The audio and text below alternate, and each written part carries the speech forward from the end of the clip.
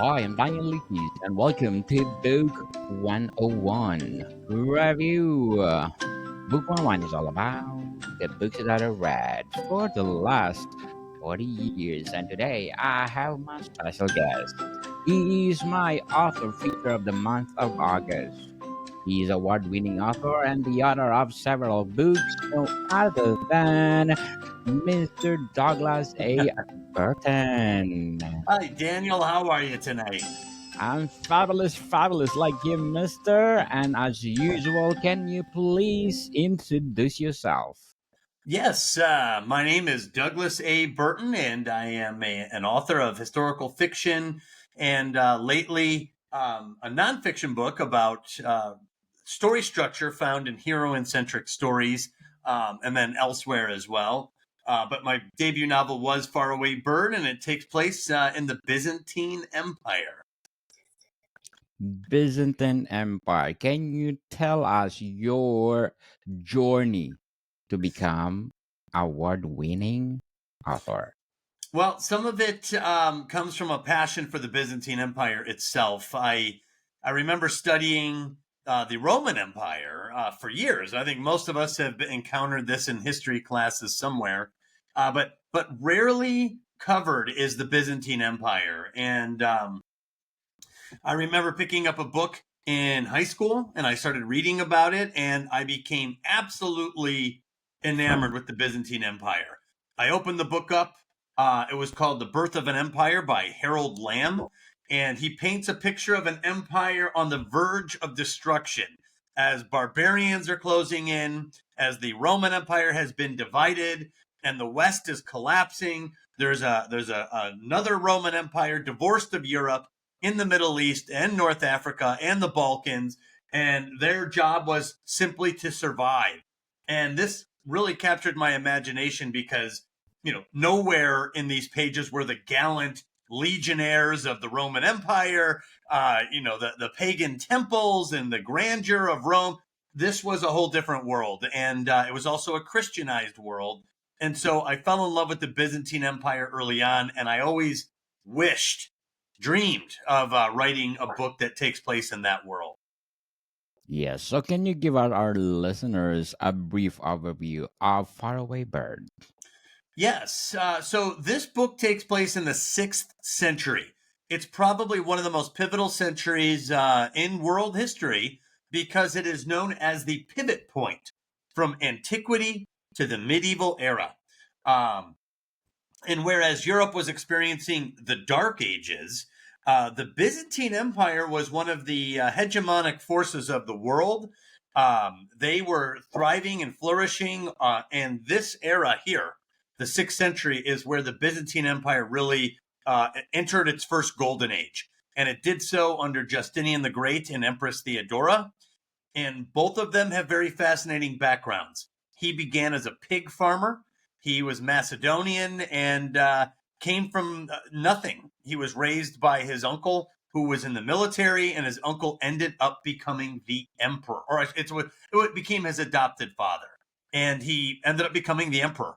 And then, a few years later, Justinian became the emperor himself. Now, his wife, the book Faraway Bird really intimately follows, she had what I regarded as an astounding background. She also came from nothing. She came from poverty. She's famous in history, or even infamous in history, as a salacious performer. She was a prostitute, and she gained a lot of notoriety for her brazen shamelessness, right? And and so she was known in her time. And somehow, historians are a little loose on how she met Justinian. And although this man, who would become a future emperor, was unwed, although he was unwed Um, and couldn't have had his pick of any, princess from any great house, he married Theodora. And she got the law changed. There was a law that prevented marriage between a man of Justinian stature and a woman who had a checkered past in the brothels. And she got that law overturned, which paved the way for her to marry Justinian. And then she and Justinian came to the throne. And what's really fascinating about her is her influence over what would become epic, sweeping legislation of the era, the Codex Justinianus, in which she helped influence some of the a major group of legislative laws that were written that we would regard today as women's rights. Very specific laws, and for a woman who had such a tough background, a lot of historians get caught up in her past, and they rarely get excited about her reforms when she was an empress. And I think it's because for most of history, we've just been uncomfortable with her past when she was younger. Yes, yes, yes. And thank you so much for sharing your debut novel, Far Away Bird. Thank you so much, Mr. Douglas. So, did you face any significant challenges along the way? I faced numerous challenges. One, the lead character is a woman. And so, you're writing a female character. And so I required, I had a lot of the story in my head, but I really needed a lot of feedback from women confidants, women writers, my wife, my mother. I needed some feedback to make sure that I was writing the story to the best of my abilities. And, being a male writer, sometimes you tip off where you are approaching it from a male oriented point of view.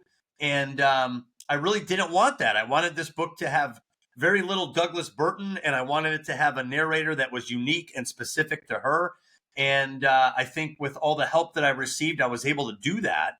And the book does have some sensitive topics and scenes in it, and I needed a lot of help and sensitivity readers to put those scenes together to make sure that they were authentic and realistic, and certainly not just used as a plot device. I came up with a hypothesis that her incredible ability to spearhead legislation as an empress at a time when it was not really a thing. Like, there was no women's rights movement in the 6th century. So, the government was absolutely all male dominated, and she came from poverty. How did she manage to get all these laws written? Why did she have the conviction and ability that seemed to be unprecedented? And I theorized that it's because of her experiences in the past. There must have been some firsthand experience with the dark side of that industry, the red light district, and that she would know with firsthand knowledge when she sat on the throne what kind of laws the empire actually needed to protect women. Yes. At that time, he is empowering women. So, Mr. Douglas, if you compare Theodora in the modern age, where you can compare? I would compare her. How would you compare her? In a modern age, I've heard that she's been compared to like Eva Peron. Favorite Um, term. you're looking at a woman who didn't fit any of the molds, and really the force of her personality and her convictions alone led to so much change. Today, you would need a movement sustained for at least a decade to strike such a blow and change so much in society. So she really was a one woman movement, and I really do think that it's that rare. It's rare in history to have someone change so much, not just in terms of like the society, but in terms of the transfer from antiquity to the medieval era. She's part of that pivot. Yes. So, how did you come up with the title of Faraway Bird? Actually, my original title was "The Girl from the Hippodrome," Oh, and wow. it was my publishing consultant. After she read it, she goes, "It's a kind of wordy title," and she just said, "What do you think about Faraway Bird?" And right when she said it, it clicked, and I was like, "I love that. It's relevant to the plot." As a character, when bad things are happening, she tends to disassociate. Theodora, as the way she's written, disassociates by imagining herself as a bird and being far away from events. And this defense mechanism follows her in her life at other moments of powerlessness. And one of the major resolutions is how she eventually has the faraway. She no longer needs the faraway bird. She's able to set it free. So, can you describe the main characters or themes in Fly on Faraway Bird? Say that again. You cut out for 1 second. Describe the main character.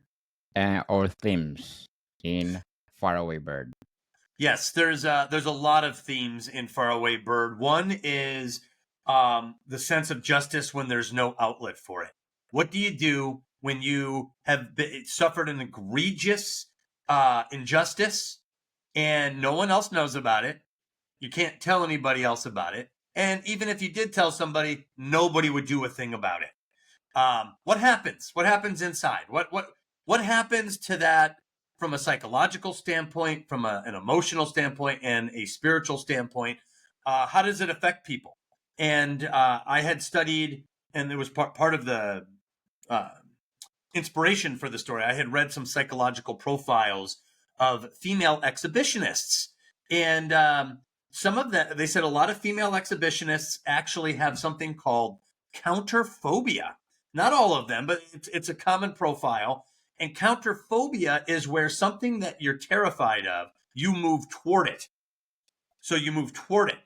You do the opposite of what scares you, and that's where I made sense of her character. That she's aggressively embracing something that had made her feel so ashamed and so wounded that she decided to go right into it as a form of empowerment. It can be a very self-destructive solution, and she eventually abandons this, but it was part of her personality to go right toward danger often, and that is persisting into the second book as well.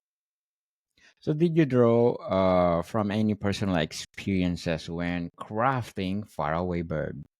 I did. I think every author brings something from their life experiences into it. Um, both. So a lot of studies from the Byzantine Empire obviously came into it. Several little moments of my life could be reflected as a variation in many of the different scenes. But I would also say at the time that I was writing it, I had gotten over in 2008 there was a housing market crisis. So in the United States, and I had lost my house, I lost my business, I had become estranged from my friends and my family, and there was this strange sense of isolation and unfairness to it all, and I couldn't seem to do anything about it. There was a sense of powerlessness, and at certain stages in the book, I go through great lengths to articulate those what it means to have lost control of yourself. Your identity takes such a blow that you can never see yourself the same way again, and and the shame that follows, and how it's possible to overcome it. That was something that I had felt and experienced. So yeah, there were parts in the book where and it took sometimes years to get one sentence exactly the way I wanted to say it. Exactly right. And then there were other conversations I had over many years, long in my past, and then some more recent, where information, stories, uh, personal stories were shared with me, and they had such an effect on me that I also tried to include those stories. I tried to articulate things from those stories into this as well. So there is a lot of authenticity to this story, and a lot of time spent making sure that this felt right. What do you hope readers will take away from your book after they finish reading it? Great question. There's two things really in particular. One, I hope that they fall in love with the Byzantine Empire on some level because it's something that they maybe had not known about. And reading some of the reviews, that has happened. Some people never even heard of Empress Theodora. So one was to introduce her to as many people as possible. I am writing a second book, and there will be a third, so there will be a trilogy. This would be book one.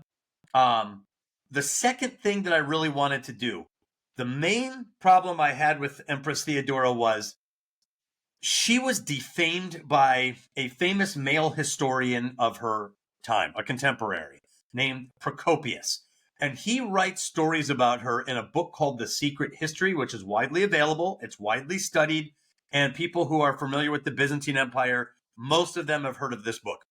And it's not hard to figure out why. It is a slanderous account of Empress Theodora and Justinian and other contemporaries of the era. It's a hit piece, and it tells stories about her that are so salacious, so lewd, and memorable that once you read these stories, you can't get them out of your head. And and they're pretty rough. Like when you read what he writes about, like what she did as a prostitute and what she did as a sex worker, you can't get those images out of your head. To be blunt about it, they're you can't forget them. So my problem was it creates a level of discomfort about her. So the second you start to discover that she pioneered in a lot of ways women's rights at a time when it was unprecedented, at some point you're going to run into these stories about her. And those stories will cause you to rethink her, or at least there will be some discomfort in her. And I can see why perhaps his classrooms in schools didn't really spend a lot of time on her, because you'll encounter these stories at some point. So one of my main goals with this book was to tell those stories too, but contextualize them as part of her empowerment arc from where she was to where she went. And I've changed the meaning of some of the most notorious moments, specifically so that when readers are done with this book, they will have heard the worst things ever said about her. They will have read them in this book. They'll know about all of them, but they should be desensitized to it and still find her heroic and admirable as a woman of history. So my hope was to destigmatize her past while telling a story as true to her biographical account as possible. Very well said, Mr. Douglas. So, were there any particular authors or books that influence your writing? Faraway Bird. Well, the number one was Birth of an Empire by Harold Lamb. That was the book that introduced me to the Byzantine Empire. And quite frankly, it's one of the best. He, as a historian, a lot of history books can be very dry. His books are loaded with such imagination and such color and vividness that I've never forgotten the book, and it sits on my shelf to this very day. So that was certainly an inspiration. Another book that really inspired me was Memoirs of a Geisha, because it was a similar book. It was a book about a woman in Japan who began in poverty and was taken from her home and really learned this job of a geisha. It's important to make the distinction that a geisha is not a prostitute. However, they had a certain social role and function, and not a lot of freedom, as you would imagine. So it was a time that I realized while reading her book, and by the way, that book is amazing as well. Memoirs of a Geisha, fantastic book. I've read it multiple times.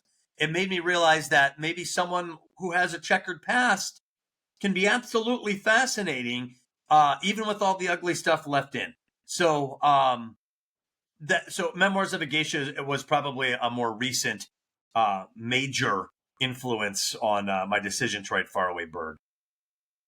So, all the books that you are writing, you are empowering women all over the world. And why is that? Well, I think I told you, or I mentioned just a little bit ago, how in 2008 I lost everything, and I turned to writing as a way to try to keep myself constructive and proactive on something, and I rediscovered the hero's journey at that time, and I had a almost cathartic moment where while reading, I couldn't sleep.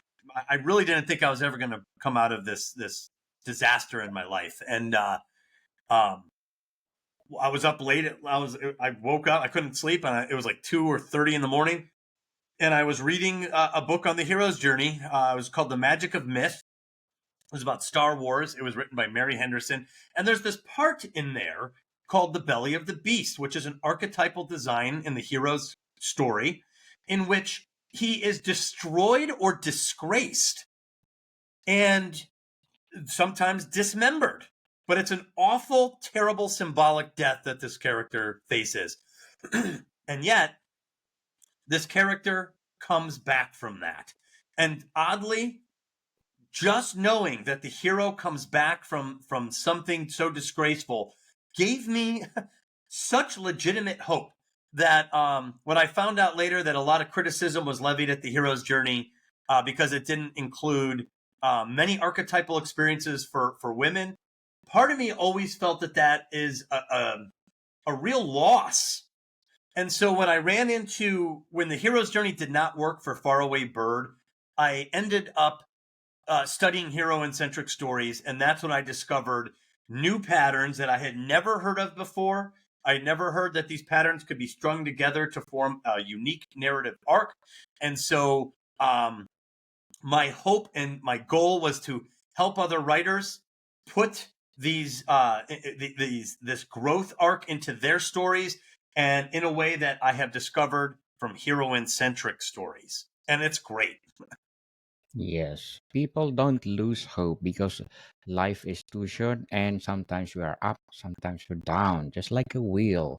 So go, go, go, go on and make your life like to the fullest. But before we go on, Mr. Douglas, I want to please do listen to my other podcast, Food 101, our fourth season with Chef Alessandro, one of the a specialty chef in one of the five-star hotel in downtown Toronto. And this is the product of our podcast, people, our Food 101 merchandise. Please purchase them, available on Etsy and Shopify. Name it, and we have it, from coffee mug, accessory pouch, what else? Beach towel, apron, of course, and a lot more. So please do, people, support our Food 101 merchandise. And please do listen to my latest episode of Food 101. I interview one of the best pastry chef in London. He's creating magnificent, delicious, and exquisite cakes for the royalties and, of course, famous people. So Miss Elizabeth Solaru is on the move, people. So please do listen. Food 101. So, I like her Mr. already. Yes, thank you so much. So, Mr. Douglas, how important was research in creating the world of context of your book, Faraway Bird? How important was what now? The research Oh, process. to the maximum extent possible. The world itself is very unusual. There are extinct religions that people are fighting passionately over at the time. It's a Greek speaking world at a time when Latin was dying out. This is the end of paganism. This is the rise Yes. of Christianity. There is it's centered in Egypt and the Middle East and Turkey and Greece. It's not in Italia and Germany, and so it's a unique world, and a lot of unique components make it to put it together. So it's very important to understand how this world must have existed.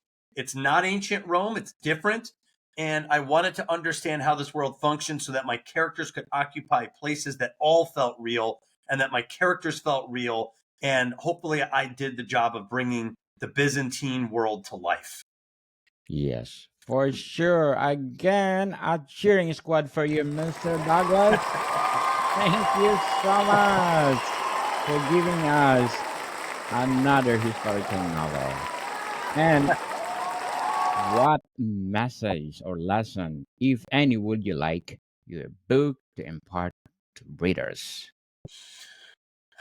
The number one lesson I would say is, um, and you kind of touched on it, not to give up hope, to fight for the things that you believe in, and don't be afraid to make a stand, regardless of the consequences, if you believe in what you're doing.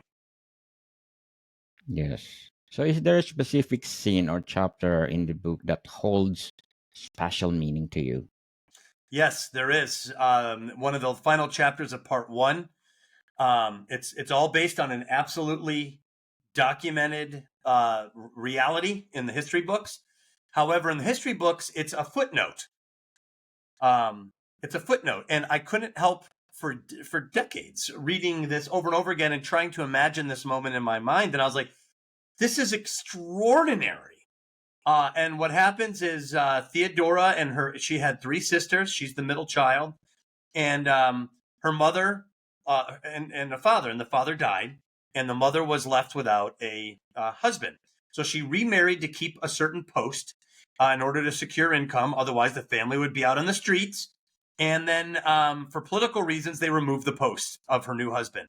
And so they were destitute. They were about to become literally homeless. And her mother decided, and her mother's name is lost to history.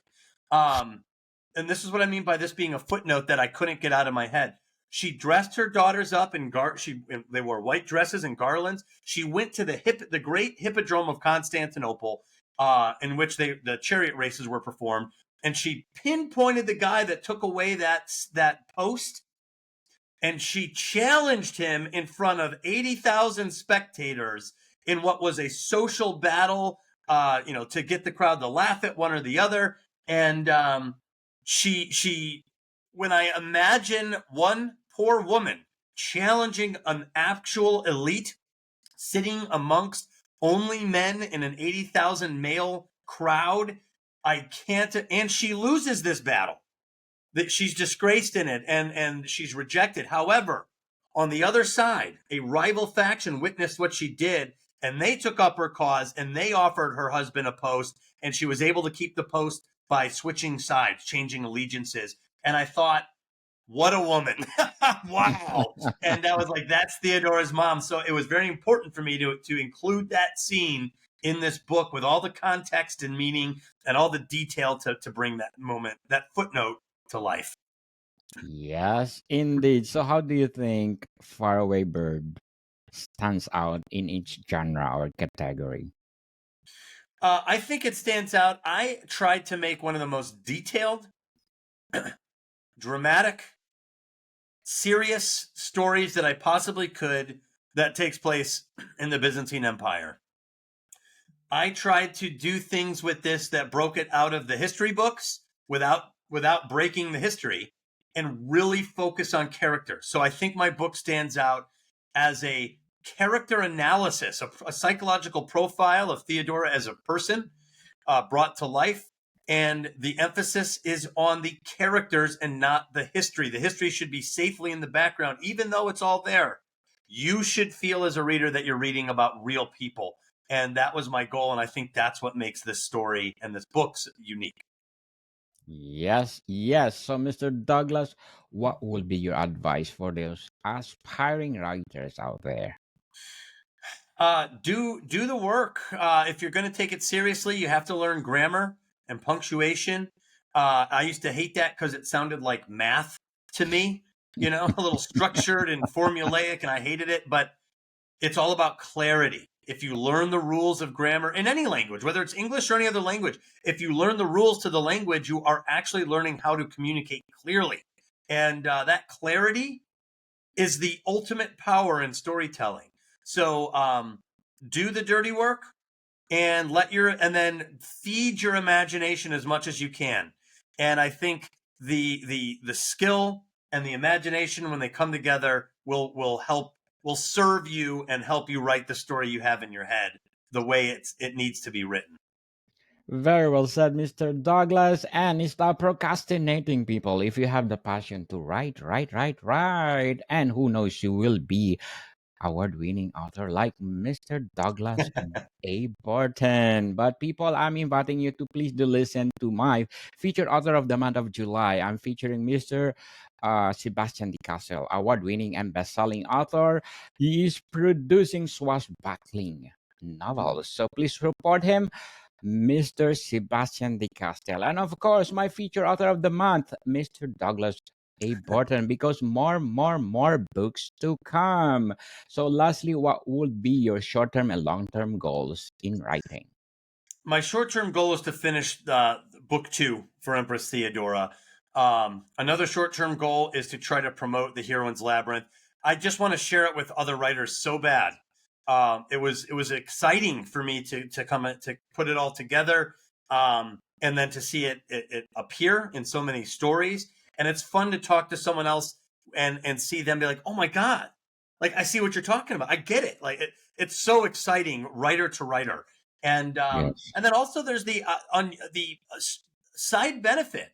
A lot of women who will hear me talk about it in terms of story will tell me, oh my God, that sounds like my life. That sounds like a situation I was in. And I'm like, I do think there's a relationship between monomythic recurrent themes and stories and reality. So I'm not surprised that there's a relationship. So my short-term goals are to get that book shared with as many people, to finish book 2. And then my long-term goal would be to complete the trilogy for Empress Theodora. And I also have another trilogy I want to write about one of the generals of the same time period, who reunites the Roman Empire. He's stunned. He's an amazing individual named Belisarius. So by the time I kick off this mortal coil, I would love to be considered one of the premier Byzantine authors ever. That would be wonderful. Yes, ever. So looking forward for those books, Mr. Douglas. So can you please invite our listeners to support all your books? Yes, please check me out on my website, douglasaburton.com. There's a little bit about the heroine's labyrinth. There's a 6-minute video which I encourage everyone to watch. It'll give you an insight into just one archetypal design that I think you'll find absolutely fascinating. There's also a little bit more on Faraway Bird. You can see some of the awards that it won. You can read an excerpt there. So there's a little bit about everything on my website. You can also find me on Twitter at Douglas A. at Douglas A. Burton, and I also have a Facebook author page as well. You can find me there as well. Yes, people, let's support Mr. Douglas A. Burton because, as I said, if you support him, more Byzantine books to come, or more books to come. So, Mr. Douglas, thank you for your time. Thank you, Daniel. I really appreciate it. More to come, people. See you soon.